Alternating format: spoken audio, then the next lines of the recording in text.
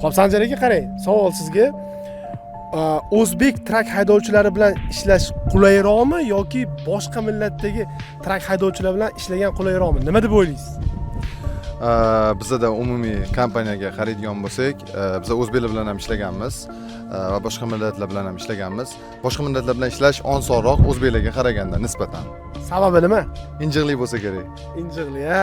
O'zbeklar salgina injiq deysizda. Xuddi shunaqa. O'zbeklar o'zligimizga borishadi-da. Kim ko'proq pul topadi? O'zbeklarmi yoki boshqa davlat trakchilari? O'zbeklar. O'zbeklar soqqani bosishadi. Soqqani bosishadi-da. Xo'p, ko'rganinglar-da, o'zbek drayverlaridan ko'ra boshqa millat drayverlari bilan ishlagan kompaniya uchun osonroq ekan, lekin ba'zi kompaniyalar bor, hammasi o'zbek drayver, ularning operationiga ular o'zbeklar bilan ishlash osonroq. Endi bu narsa kimga qanaqa? Video yoqqan bo'lsa, videoga bitta like siladan.